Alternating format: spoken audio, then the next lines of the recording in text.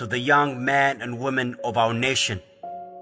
First and foremost, I would like to extend my deepest condolences to every one of you who's devastated as I am by the assassination of our beloved Hachalu Hundessa, a man who has unquestionably touched the hearts and souls of the millions with his profound lyrical ability.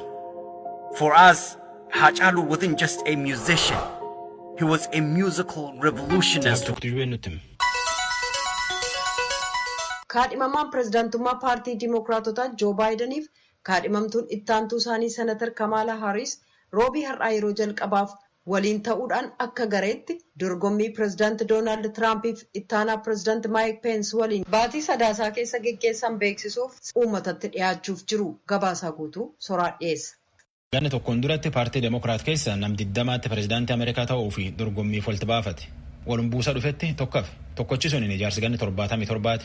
Khabar isaa haga guddaan hojii mootummaa Ameerikaa hojjechaa ba'e. Joo Baayiden duri ittaana pirezidaanti Obaamaa ta'etti ganna 8 Ameerikaa waliin bulchaa bahan.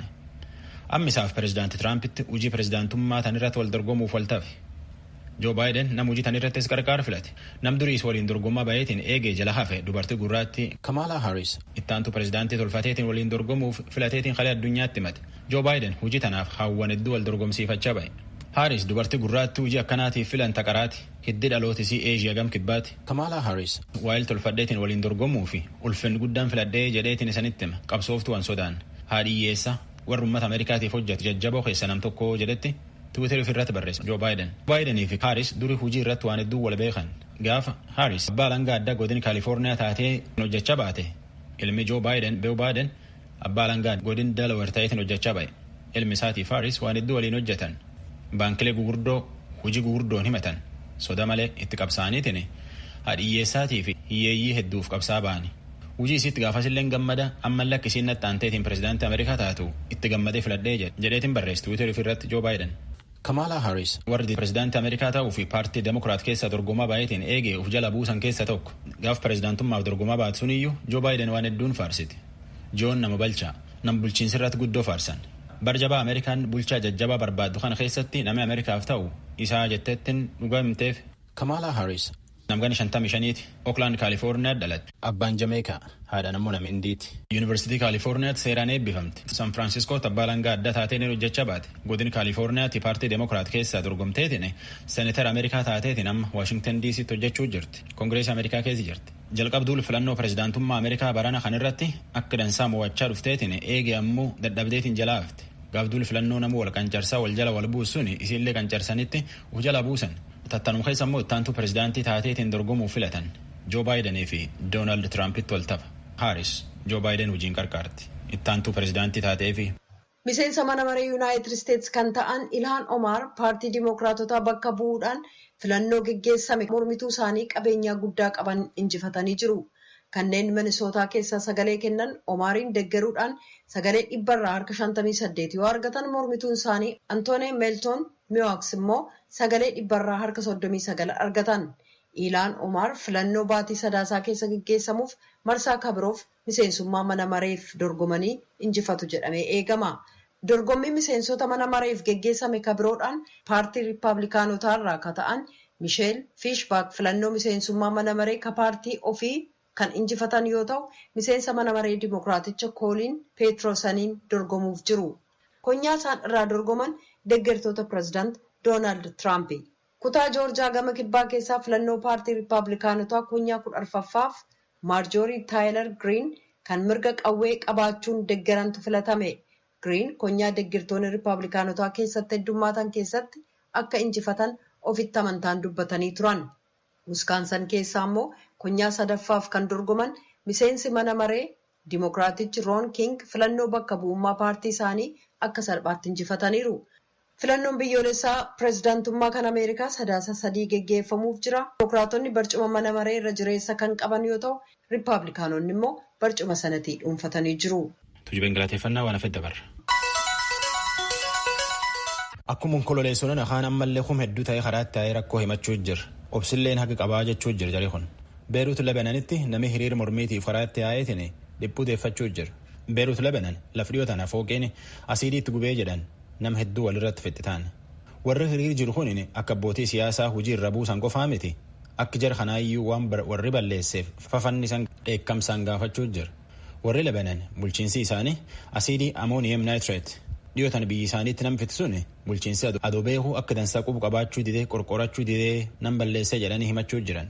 Asiidii tanaan manneen fooqii walirratti raphe jedhanii nama 150 dhumate 5,000 mammadaa'e manneen 250 ta'anii walirratti gubate. Niidaa Hakim haxaawwoo haraan fudhatteetti hiriir baate.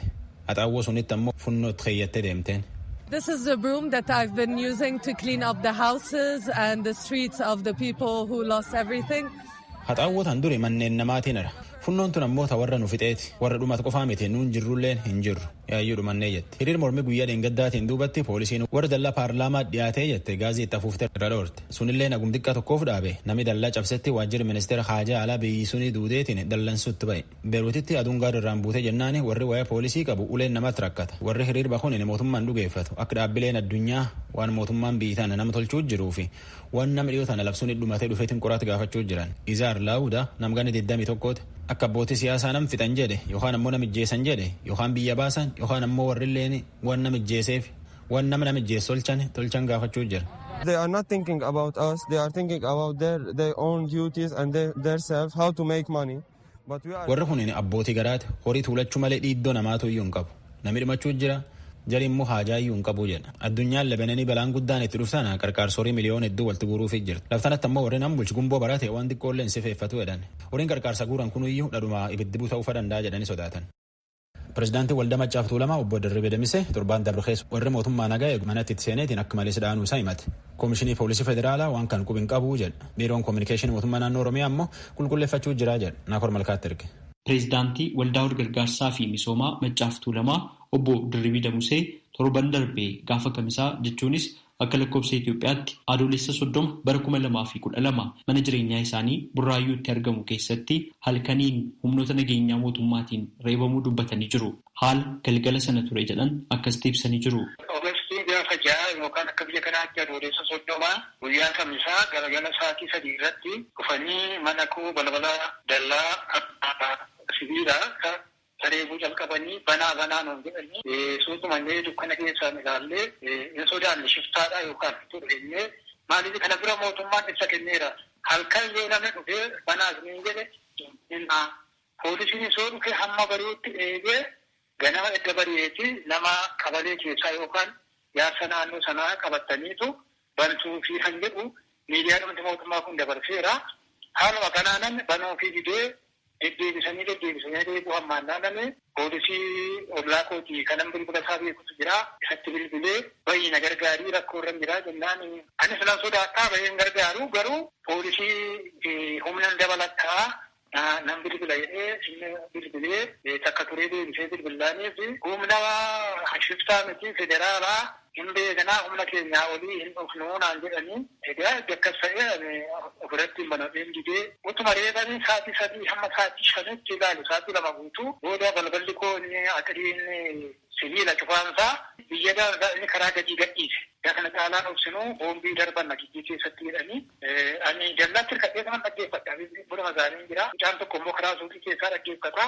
Kanaaf boombiin si darbachuu isaaniirra illee isinii bannaa boombiin darbatinaan jedhanii ishii baninaan jedhanii yeroo banuu 3 ta'aniituma akkuma xiyyitti funyaanumatti fidanii natti qabanii jilbeeffadhu naan jedhanii harka ol qabinaan jedhanii nan jilbeeffattee gadi galagaleedhanii nan galagalee isa odduman jilbeeffattee jirutti na sakatta'anii isa gurbaa isa dhiiraa sakatta'anii garri caala nama manatti filammanii dallaa keessa simannaa addaa jirti sarviisiin isatti filammanii hunda waliin ga'anii maatii dubartootas gadi yaasanii kan deessee ciibsa qofa dhiisanii kaan yaasanii amma beenaan baanaa jedhan. Humni nageenyaa kun warra kami nama meeqammoo ta'u? Kan dallaan seena 20 ta'u kan dhufe ammaa dhibba caala mata dureen bakka 3 dhaaban isa girnoo isa kotteedhaan dhadhaabatu sana. Maal immoo jedhu turan? Humna waraanaa guddaatu kan hidhate dallaa kana keessa jira. Yeroon qawwee nyaachifatu dhageenyeerraa ollaa keessatti turuttilee shiftaa katamaa kana keessa jira. Kana barbaannaa jedhan kanuma naan jedhan waan biraa naan jedhan. Waraqaa eeyyama sakatta'uu mana murtii irraa qabataniiru? Anis hin gaafanne isaanis qabatteera naan hin jenne maaliif nama isaatii jaatti mana kee keessa seenu mana murtii waa'een seeraa maaltu jira yeroo sana hojii shiftaatti kan hojjetamaa jiru ani kana gaafachuun gowwaa ta'uu dandeessumaan Maaluma kun isin eessaa dhuftanii jennaan nuti poolisiidha bakka kana jaallaan nu gaafatin naan jedhan. Baay'inaan jedhanii manni koo xinnoo ol kaati jallaan keessi akka waa dhiqqiisee irraan gadi yeroon qajeelu tokko salgii qabee akkuma fedhi na darbate balbala karra jala bitaa mirgaan jiru karagaadhaan miila koo lamaan waaqatti ol kaasanii utuun lafa hin gahin lama ta'anii dugdarra na dha'anii achi booddee sagaarratti dhufeen xinnoo ishee of wallaalee yeroon achi of wallaalu xinnoo deebi'ee ol ka'ummoo bobaa jala karaa bitaa dhiitee gadi na garagalchee dhaqeen koobilistoon irratti hundaa'ee lafaa ka'ee kana booddee ammas immoo deebi'uuti bilbeeffadhunaan jedhanii kan barkat jedhanii achis takka teessise na dhaabanii kana booddee bokkaan tokko sintiiftii gar tokkotti mana jalatti ol nugutanii karaa mandara keessa ol seenu qal'aan takka jira. Ijoollee maatii koo hundumaa achi fidanii haadha manaa koo achi fayyadanii alaarratti dibira keessa dhiitanii keessa kuffisanii kana booddee achi teenyee jaarratti immoo goota manatti deebinee mana sakattaanaa immoo jedhame manatti ol nu deebisan. Mana otuu daakuu nambisin hunda sakatta'anii isa olii isa gadii hunda sakatta'anii deebi'anii ammas amma akkuma silaa dalaa duubatti nu baasanii amma yeroo hundaa silaa jiileen bala karra qabadheen bahe amma lammatoo dhagaa kanatti qubsan jiraana godhe ammas bakkuma karaarraa ol gadisan sanatti nu deebisanii wanta ingiliziluunu maganaanyaa isaaniitiin nama wajjin amma isa dargaggeessa kana fuunee deemnaa akkasaa qorannaa kan kee immoo bilbila fuunee deemnaa bilbila kee ilaallee yookaan si waamna isa hojii murteessinaa har'aaf manatti galnaan jedhanii haala garba gurguruuti kan jiru malee haala diimokiraasii ani bara dargii qawwee qabadhee shugubbii dadhattee jaataanee bosona iluu baaboor keessaa qabamne mootummaa irratti kaanee achittuun naannoo nu rukunne sansalataa walitti hidhanii magaalatti nu fidanii achi immoo na rukunne. Isaanii keessa 2004 yeroo shanan hidhame. Yeroo shananuu narri kunne namni amma iddoo 70tti dhiyaateeti ijoolleen guutuun irratti barte xarabaadhaan inni tokko waqatti gargaarsitee abbaan itti akaakayyuun ta'a isaan tokko kanatti reebee. Mee amma maal irratti argama fayyaan keessan mana wal'aansaa dhaqxanii ilaalamtaniittu hakiimiin maal isiniin jedhe maal keessantu miidhame isiniin jedhame. Ispaayinaal lombaar wanta akkasii jedhamu tokko nakaasanii bakki kun immoo bolee dhagaa asii burraayyuu dhaabeen bolee dhagaa kunillee ana nama sooramarra jiru baay'ee rakkisaadha. Ammaaf qorichi naan kennamne garuu hikimnaa calqabeera irra jira. Dhukkubbiin isinitti dhaga'amu jira? Natti dhaga'amu jira. Yoosaan nadhaan keessumaan bakka hin qabattee hidhatu irra nadhaan suni yeroon taa'u danda'ee sata jedhee lafaan ta'u waa qabatteen xinnoo hidhattee kan ka'aa. Yeroo deebi'ee taa'ullee akkasuma halkan immoo galagaluu irratti xinnoo na rakkisa. Yoo nama waraanu baay'ee nama dhukkuba kanaaf gara caalu sodaas nan qaba. Yoo nama waraanu suruun nama godha. Kanaaf suudhadhee kan galagala malee adeemus taa'uu irratti rakkoo qabu. Taa'uu yookaan ka'uu wanta akkasiitti kan inni na rakkisu. Dargaggoon sun eenyu? Dargaggoonni mana keessanii fudhatanii akka deeman natti himtan yeroo ammaa kana eessatti argama dargaggoon sun? Maaliif dargaggoo sana immoo kan qaban? Haacaaluu Baqqalaa Gammachuu jedhama. Harammayaa giraajuweetiidha. Waggaa tokko walakkaa ta'e irratti giraajuweeti kun hojii barbaadataa jira. Maqaa obboleessa kootii anuma bira jira. Amma yoonaa mana murtiitti hin dhiyeessine achuma mana fuudhaa poolisii keessa jira. Waan tokko yookaan hidhan yookaan mana murtiitti dhiyeessan malee sanumallee nus amma yoomitti galaa dhiyeessina inni amma yoomitti achi taa'a ammaaf akkasumatti jira. Eessatti immoo hidhamee jira? Burraayyuu mana hidhaa poolisii lakkoofsa sadaffaa jedhama. Amma yeroo mana keessan seenan akkanatti himtanitti nama meeshaa nyaachifatee jira sayyuu dhageenyeerra jedhanii jettan mana keessan keessaa yeroo sakatta'an waan argatan qabu? Waan tokko waan argatan hin qaban dhugaatii bakkeedhaas waa fuudhanii hin baan.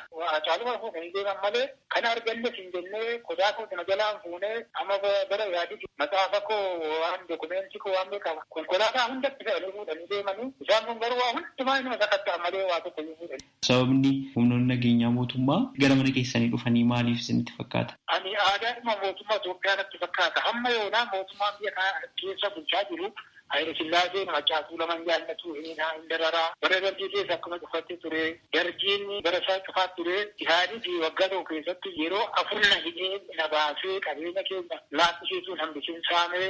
Amma immoo isaan kunis qooduma akkuma aadaa ayyaana isaanii ta'ee wanta Haacaatuu lamaa kana miidhuu fi nama achi keessa hojjetu miidhuu natti fakkaata. Maaliif hundeen Oromummaa tokkummaa Oromummaa kan uume waggaa Haacaatuu lamaa jedhanii waa yaadanii fi ani kanumaaf natti fakkaata malee afaan isaaniirraa hin dhageenye kun mitii kooti yeroo lama walgahii waamlee milkoofnee namni walgahii waan gargaareera.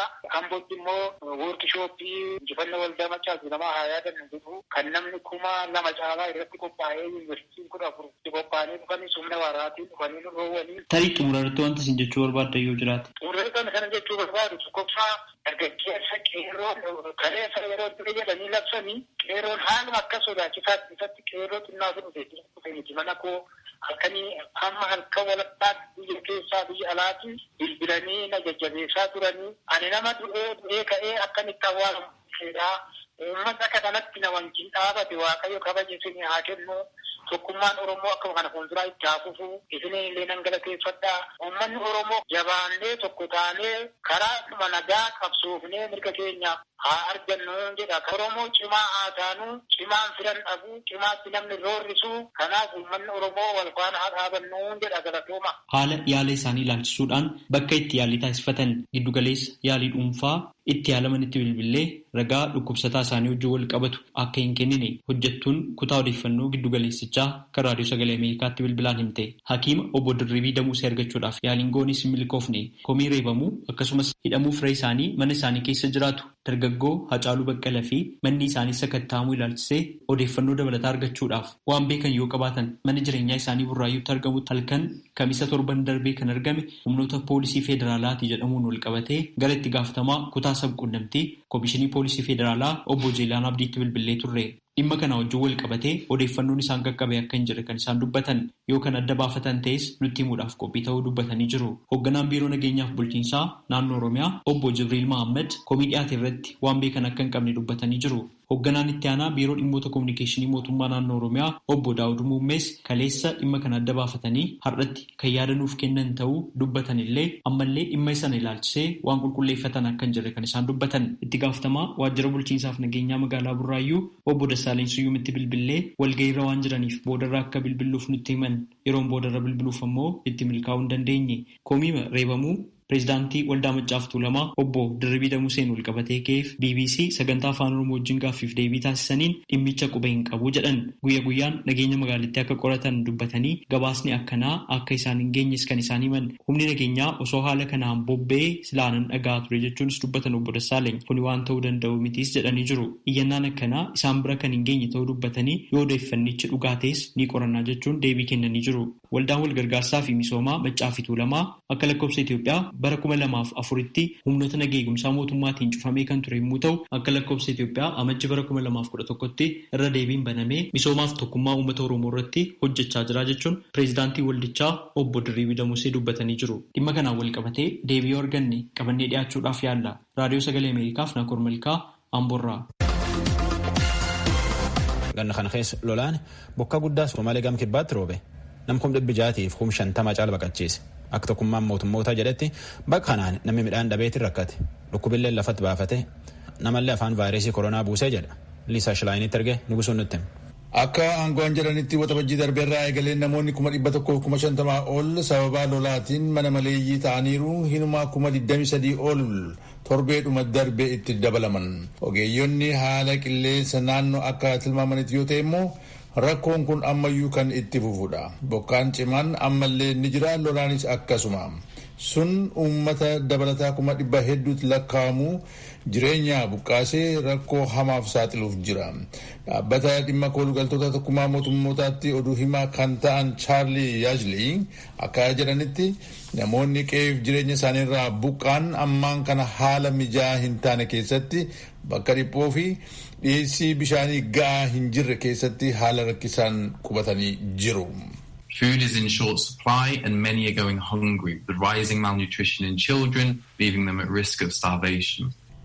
Hanqinni nyaataa bakka jirutti baay'een innaa beela'aa jiranitti daa'imman immoo hanqina nyaata gabbataa fi beelaaf dhibee qulqullinaaf saaxilamuun walumaagala rakkoo fayyummaa adda addaatiif saaxilee jira.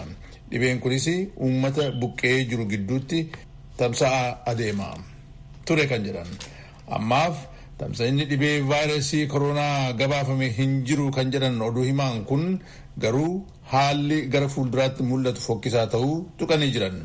VOA'tti dubbatanis sababa hanqina bishaan qulqulluutiin bishaan sanaa fi kan biroo argachuudhaaf namoonni waan walirraa fagaatanii hin socho'inii fi balaatu mul'ataa jira jedhan.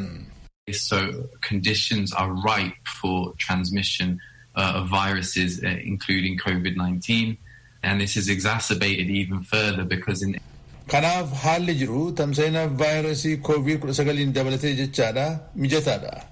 Haala kana caalaatti sababaan hammeessu inni biraan immoo bakka tokko tokkotti fakkeenyaaf kutaa gara kibbaa biyyattii milishootaa fi hidhattootaan to'atamee waan jiruuf dhaqnee tajaajila ittisaa kan laachuu hin dandeenye ta'uusaatii jedhan. Oduu himaan waajjira dhimma koolugaltoota mootummootaa dabalataan akka ibsanitti dhaabileen gargaarsaa meeshaalee fayyaa fi ittisaaf oolan haga danda'ame bakka barbaachisutti erguun tamsa'ina koronaa fi dhibeewwan biroo hanqisuudhaaf yaalaa jiru. Kana waan ta'eef karoora kana galmaan ga'uudhaaf hawaasi addunyaa deeggarsa doolaarii miiliyoona 100 fi miiliyoona 54 akka godhuufiif UNHCR iyyatee jira. Uummati achuma biyya keessatti qe'eerraa buqqee miiliyoona 2,600 akkasumas koolugaltoonni 30,000 da'oo poolitikaa barbaadan sagantaa qabame kanatti fayyadamoo ta'us jedha dhaabbatichi. Akka ammaatti gargaarsa gaafate keessaa 33 qofti galii akka argames dhaabbatichi addeessee jira. Vaayirasiin koronaa addunyaa miil jala guur kun addunyaa keessaa nam miliyoon 20 caal irratti argan. Afrikaa keessaa miliyoon 1 caalu jira. Afrikaa keessaa hagi guddaan Afrikaa kibbaa keessa. 500 caala Afrikaa kibbaa keessatti arguu jiran. WHO dhaabii fayyaa addunyaa ogeeyyoota isaa Afrikaa kibbaatti ergeetiin waan dhibe kana irratti biisuun gargaaruuf kurfoo jira. Jaalannee nutti.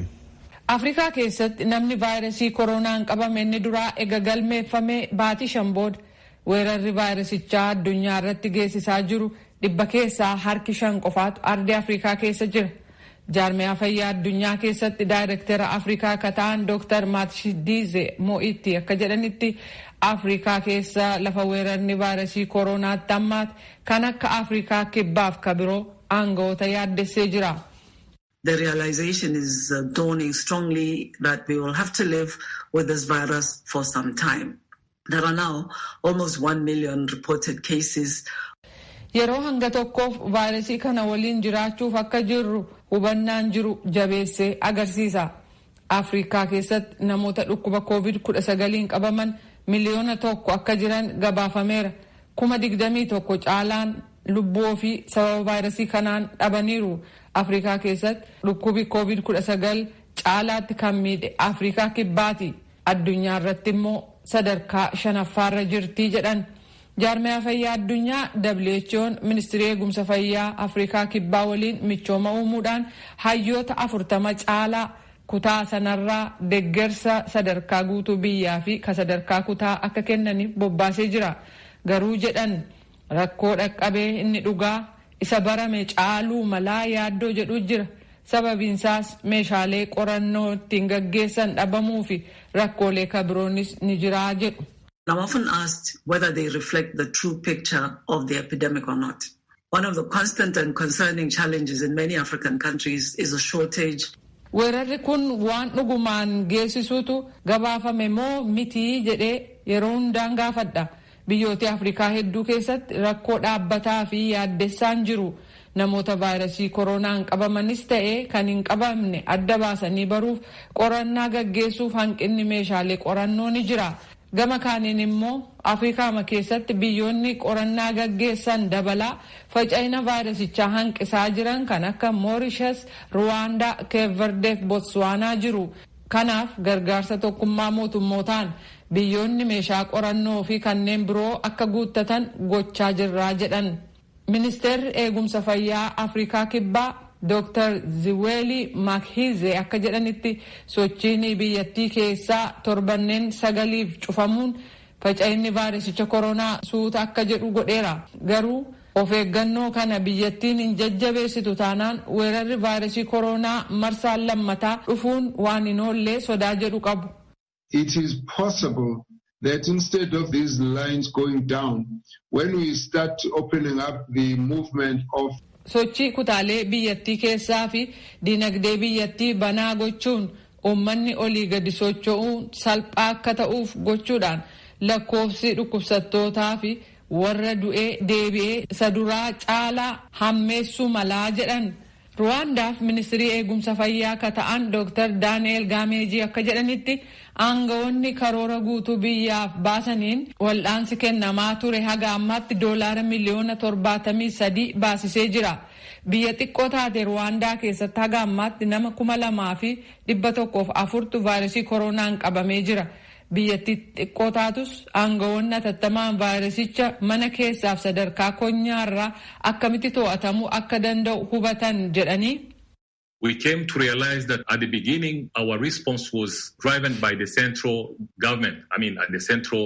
Yeroo jalqabaa deebiin kennamaa ture sadarkaa waajjira eegumsa fayyaa waaltaarraa akka ta'e hubanne. Tarkaanfiin sadarkaa waaltaarraa fudhatamu gahaa akka hin taanes barre.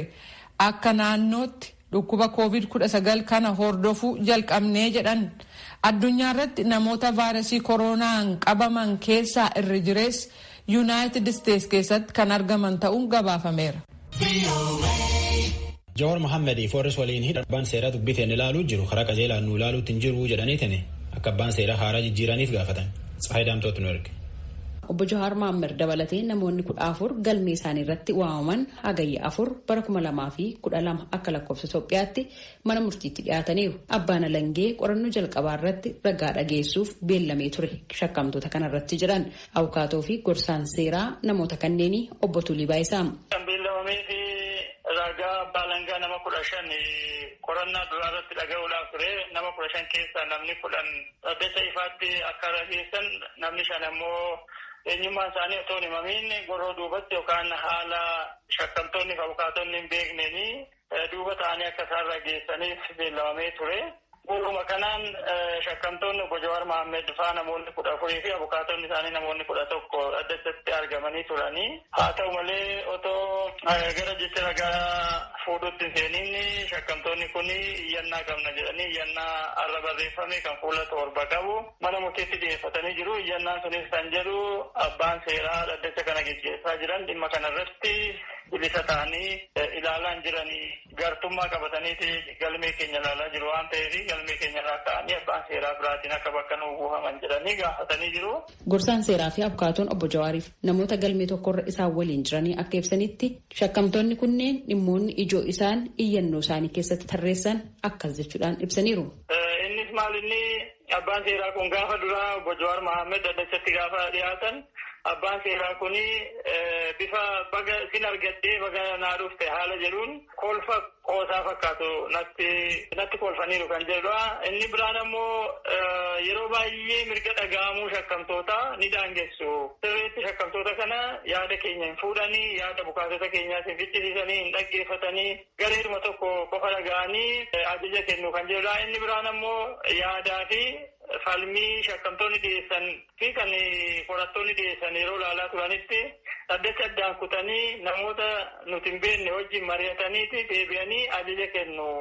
Ajajni kun ammoo yeroo hundumaa kan shakkamtoota miidhuudha kan jedhudha. Inni garbiraan yeroo qorannoo duraa kana abbaan alangaa iyyannaa dhiyeeffatu